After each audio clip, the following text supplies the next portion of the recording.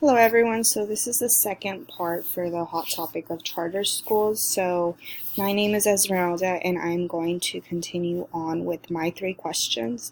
So the first question is, what is the major difference between a public school and a charter school as far as curriculum? The second question is, what type of state funding goes into place for charter schools? And the last question is, are there specific eligibility that they must meet? So for me, I was really curious as far as curriculum, just because I worked at a public charter school last year. So I was just wondering, like, how does it go about into choosing um, their what they're going to teach the students. So something that I really learned was that one of the major differences between a public school and a charter school is just the flexibility that it has as far as like the type of materials that are being used at a charter school. So they still have to use the Common Core state standards here in California, but as far as like the flexibility, they can choose however way that they want um, to teach those standards, and they can also adapt their own kind of standards as well. So this was something that I had no idea about, um, but it just goes to show how different it can be. Um, Charter schools also focus mainly on their programs and, the fiasco accountability to the taxpayers and to the parents.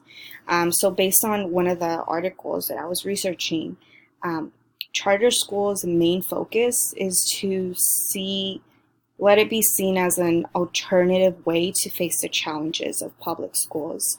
Um, so particularly in urban settings. So as far as like alternative ways, this goes with curriculum and like meeting the individual's special needs. Just a couple of background information. So for the curriculum, I didn't know this, but in 1992, the City Academy Charter School in St. Paul, Minnesota became the first publicly funded and privately run charter school. So this is really important because this goes to show that the founding people of this charter school were actually experienced public school educators. So they wanted to create new opportunities for students who were struggling at a regular public school. They didn't want to leave them out. They wanted to help them. They wanted to bring in new teaching strategies. They wanted to bring in that flexibility. They just wanted to create a whole reform policies. Their main focus was creating a school that was completely 180 degrees different from a public school. And I can see some of the cons for curriculum as far as like charter schools is just the amount of pressure. And I can speak from my own experience as well. Just the amount of pressure that comes in with that flexibility as far as like curriculum goes. They still have to demonstrate positive outcomes. They have to demonstrate it. Like, it is such a big emphasis. They have to show it in the test scores, in quarterly assessments. They have to show improvement at all certain levels and at every single level imaginable. They still have to do really well on state testing, on attendance. Attendance is really big because this is how they get their type of funding. An example just that I found here in California was the Spring Charter Schools. So this is both an online schooling and something where you can go in person as well. So this just goes to show the type of growth areas, or in other words, their curriculum that they take into account. So they focus on, of course, you have your language arts, but they have life skills. They focus on math and they focus on science, but they also focus on special interests. So like, what are they interested on? The types of jobs that they want. And you can see here on the right hand side, I took a screenshot just of their website. You can see here that, for K through 8th, they attend classes 4 days a week of core classes, and then an optional home study.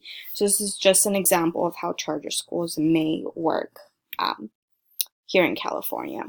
As far as like the type of state funding that goes into place for charter schools, most of the charter schools here in California receive their funding from large source of revenue, such as the local control funding formula. So this is abbreviated LCFF, and this is also a process known as the principal apportionment.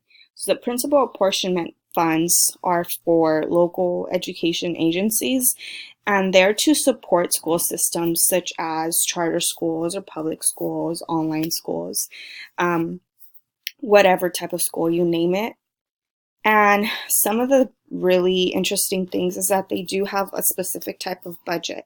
So you do have to apply for it, the charter schools. And it's just a combination of local property taxes and state funds that goes into place.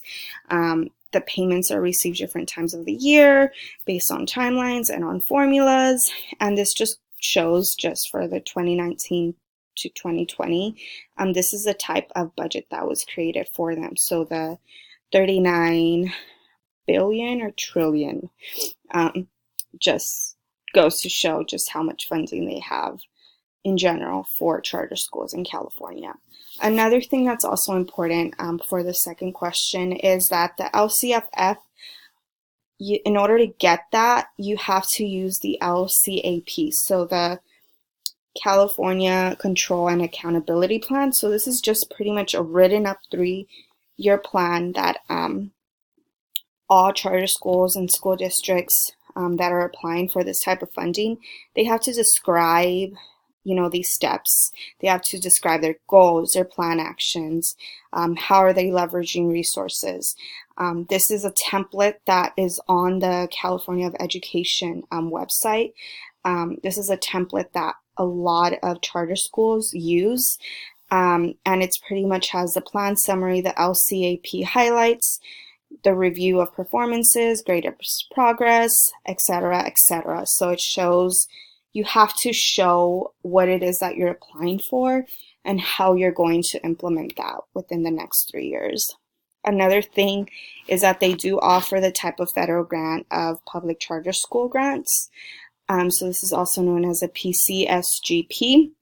This type of sub-grant is for public charter schools, and this is mostly for new charter schools. So the high quality and great performing operations, this is a way for new charter schools to run smoothly.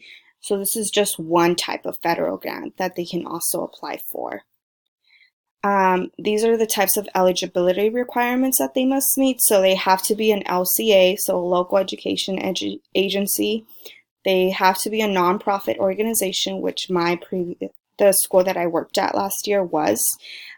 They have to be peer reviewed. They have to be reviewed. They have to show that they are a nonprofit.